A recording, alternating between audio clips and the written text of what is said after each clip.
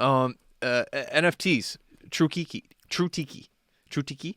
That's your creation. It is. Congratulations. Thank you. How'd you get involved in True Tiki, and what made you True Tiki? And what made you want to do it? So it basically started right back in August. As soon as I traded my first ever NFT was called a Goons of Ballatroon. It was a really cool bull. There was like a bull collection and a bear collection. I was like, oh, this is really cool. Like, and I see that the guys, they had a hell of a community backing them, and it was just a great vibe hanging out in their Discord, seeing them on Twitter, seeing everyone engage with them. And I was like, I want something like this.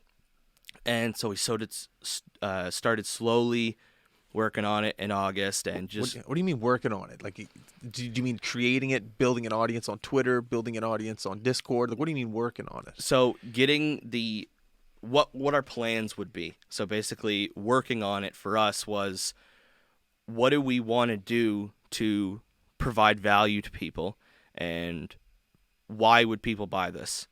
And that's basically what we worked on for literally months, was coming up with things that would provide value to somebody, and that would allow the collection to succeed. And we worked on that for months and months and months. We had some delays with some developers getting caught up in other projects, so that put us behind a couple months. And do you outsource the developers from other parts of the world, or are they from Nova Scotia? My whole team is from outside of Canada. Oh, wow. Period. Yeah. Wow. So my co-founder Abe is from Minnesota. Shout out, Abe. Yep. And my developer is from California. My artist is from the UK. I have my marketing team is from the US, and I have an advisory board that's from the UK as well. Dude, you talk about 2022 and like, whoa, when's the future coming? We're in the future, baby. Look at you. You're running a company with people from all around the world. You don't even need anyone in your backyard. You're working with people from everywhere. Yep. If you're staying up till 3 a.m, I'm sure they're up too. The time zones. It's good to go.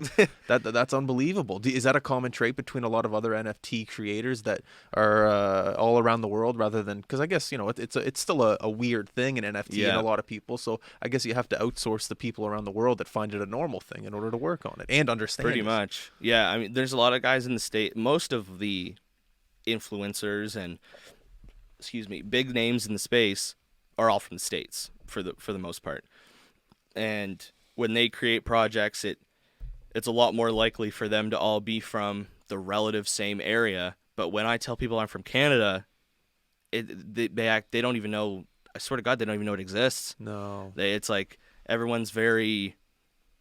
How far is that from America? Yeah. Pretty much. Yeah. And so I had basically no issue. I've known Abe for probably 2 years now. We've been knowing each other through esports and stuff like that. He works for a media company, like an esports media company. Okay. I work for an esports organization on the side. Oh, no way. And so we basically just knew each other through that. I met my artist through esports as well. He's an esports illustrator. And so he did, G Fuel. Yeah. They had a design contest like 1.5 years, almost 2 years ago. And he actually did a label of a tiki. Like it was a tiki related label for G Fuel. And I was like, oh my God, this is perfect. I wanted to do tikis. He's done tiki art. Perfect. Let's get it together.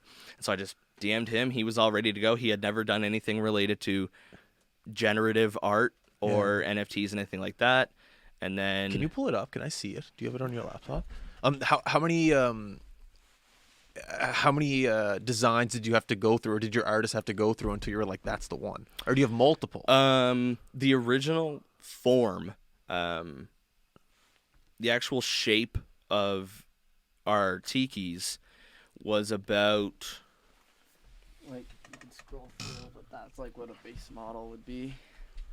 Oh, yeah, those are some sneak peeks that we dropped in the Discord there. Wow. Yeah, so you own all these.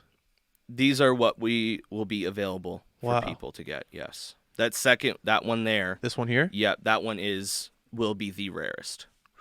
So they all have different rarities, as you might know, and they all have a bunch of different traits and things like that.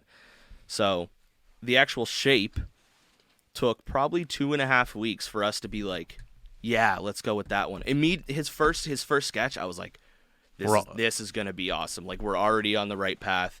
Just keep tweaking it, and we'll be fine. And so he finally got the right shape down, and then he spent, I want to say, 2 months, probably 2 months, doing everything, and that's every trait that there will be. I think there's over 140 traits that can be put into when those are generated. So basically, when generative art is, you have a bunch of assets, and then we run a code, and it layers the assets and makes a unique one. So with the 140 assets, we could make a trillion. I was gonna say, a trillion different ones.